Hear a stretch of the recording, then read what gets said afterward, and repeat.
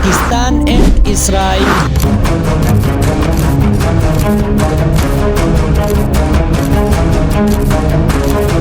پاکستان نے اسرائیل کو تسلیم کرنے سے انکار کیوں کیا؟ اسرائیل نے ماضی میں فلسطینیوں اور اس کے عرب پڑوسیوں کے ساتھ دستخط کیے ہوئے تمام معاہدوں کو توڑا ہے، اس لیے یہ توقع کرنا بے وقوفی ہوگی کہ اسرائیل پاکستان کے ساتھ کی گئی کسی معاہدے کی پابندی کرے گا۔ پاکستان کے لیے اسرائیل کو تسلیم کرنا ایک بہت بڑا فیصلہ ہے اور اس کے کئی پہلو اہم ہے۔ یہ فیصلہ پاکستان کے شہریوں کے رائے سے براہ راست جڑا ہے۔ کوئی بھی حکومت اتنا اہم فیصلہ عوام کو اعتماد میں لے بغیر نہیں کر سکتی، جس کی بڑی وجہ اسرائیل کے بارے میں عام لوگوں کے جذبات ہے، جو کئی دہائیوں سے اسے ایک غاصب قوت سمجھتے ہیں۔ یہ معاملہ پاکستان کے لیے اس قدر اہمیت کا حامل ہے کہ اس پر عوامی ریفرنڈم تک کی ضرورت پیش آ سکتی ہے۔ اسرائیل نے تاریخی طور پر کبھی بین الاقوامی قوانین یا بین الاقوامی معاہدوں کا احترام نہیں کیا۔ اسرائیل فلسطین کے لیے دو یا ایک ریاستی حل میں سے کسی کے لیے بھی سنجیدہ نہیں ہے۔ اگر ایسا ہوتا تو اسرائیل اقوام متحدہ کی قراردادوں کو تسلیم کرتا اور امریکہ، اسرائیل اور متحدہ عرب امارات کے مابین ہونے والے میثاق ابراہیم کے بعد مقبوضہ علاقوں سے دستی برطرف ہو جاتا، مگر ایسا نہیں ہوا۔ اسرائیل نہ صرف فلسطینیوں کی کسی ریاست کے حق کو سری سے تسلیم ہی نہیں کرنا چاہتا، بلکہ وہ فلسطینیوں کو فلسطینیوں اور اسرائیل شہریوں پر مشتمل ایک مشترکہ ریاست کا شہری بننے کا حق دینے کو بھی تیار نہیں۔ اس کی سب سے بڑی وجہ یہ ہے کہ ایک جمہوری نظام میں فلسطینی اسرائیل میں اکثریتی ووٹ بینک ہوں گے، جس سے اسرائیل کی نسلی شناخت متاثر ہوگی۔ اسرائیل کے نسل پرستانہ قومیتی قوانین کے بدولت اسرائیلی ہونے کے لیے یہودی ہونا لازمی ہے۔ یہ حکم ایک مشترکہ ریاستی حل کے امکانات کو بھی ختم کر دیتا ہے اور اسرائیل کو دو ریاستی حل کی اجازت بھی نہیں دیتا۔ لہٰذا صرف ایک ہی راستہ بچ جاتا ہے کہ تمام فلسطینیوں کو ان کی آبادی سرزمین سے بے دخل کر کے عرب ریاستوں میں پناہ گزین بنا کر بھیج دیا جائے۔ پاکستان کے لیے اس وقت اسرائیل کو تسلیم کرنا نیتن یاہو کی صہیونی اور دائیں بازو کی حکومت کے سامنے ہتھیار ڈالنے کے مترادف ہے۔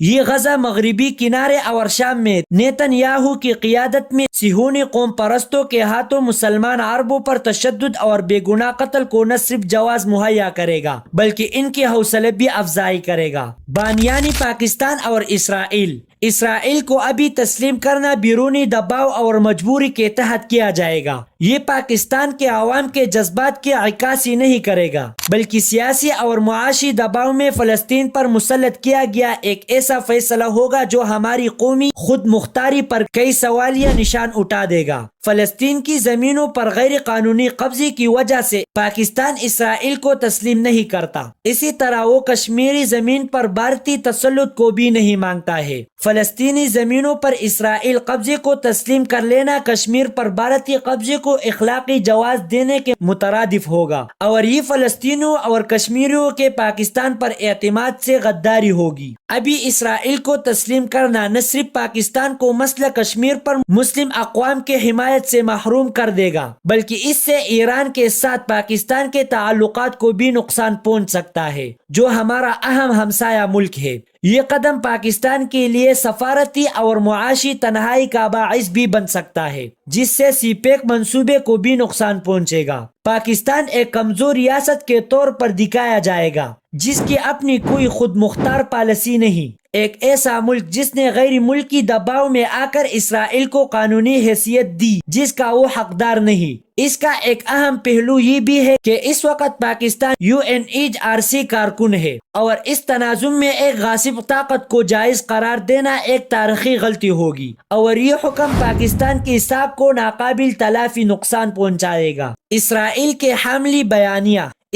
کے حامی بیانیہ رکھنے والے تجزیہ کاروں کے عقائد کے برعکس اسرائیل کو تسلیم کرنا پاکستان کے لیے عسکری طور پر بھی زیادہ سود مند ثابت نہ ہوگا۔ اس کی بڑی وجہ یہ ہے کہ پاکستان اسرائیلی دفاعی منڈی میں بھارتی فوج کی قوت خریدنے سے مقابلہ نہیں کر سکے گا، جو پہلے ہی وہاں اپنے قدم بڑی مضبوطی سے جما چکی ہے۔ ان تمام عوامل کے تناظر میں یہ کہا جا سکتا ہے کہ اسرائیل کے بارے میں پاکستان کے موافق اخلاقی، سیاسی اور معاشی حقائق پر مبنی ہے۔ اسے اس وقت تک نہیں بدلا جانا چاہیے جب تک کہ اسرائیل میں ایک اعتدال پسند حکومت قائم نہ ہو جو فلسطینیوں پر ہونے والے ظلم کو ختم کر کے اپنے پڑوسی ممالک اور فلسطینیوں کے ساتھ دو ریاستی حل یا ایک مشترکہ جمہوری ریاست کے حل کے تحت مسئلہ فلسطین کا تصفیہ کر کے خطہ میں پائیدار امن قائم کرنے کی خواہش مند ہو۔ بانیان پاکستان اور اسرائیل۔ قائد اعظم نے فلسطین اور اسرائیل کی ناجائز ریاست سے متعلق قوم کو جو پیغام دیا ہے وہ الحب للہ والبغض للہ، یعنی محبت بھی اللہ کے لیے اور بغض بھی اللہ کے لیے، اس کی عملی مثال ہے۔ قیام پاکستان کے بعد قطع نظر اس کے کہ حکومت کا تعلق کس جماعت سے تھا، ہر حکومت نے فلسطینی مسلمانوں کے ساتھ کا اظہار کیا۔ وطن عزیز پاکستان کے بانیان خصوصاً بابائے قوم قائد اعظم محمد علی جناح اور مصور پاکستان علامہ محمد اقبال کے ویژن کی بدولت بری صغیر کے مسلمانوں کو آزادی نصیب ہوگی۔ دونوں بزرگ شخصیات صرف ہر بری صغیر ہی نہیں، دنیا بھر کے مسلمانوں اور اسلام کو درپیش چیلنجوں پر نظر رکھتی تھی، اور ان کے اس دور میں عالمی ایشوز کے بارے میں جو رائے سامنے آئی وہ آج بھی بعینہ حق اور سچ ثابت ہو رہی ہے۔ ضروری ہے کہ ہم اہل پاکستان عمومی زندگی اور پاکستان کے داخلی پالیسیوں کے حوالے سے ان بانیان کی سوچ اور اپروچ کو اپنے لیے لائحہ عمل کے طور پر دیکھتے ہیں۔ اسی طرح خارجی معاملات کے بارے میں بھی ان کے ورژن اور خیالات اہل پاکستان کے لیے قول فیصل کی حیثیت رکھتے ہیں۔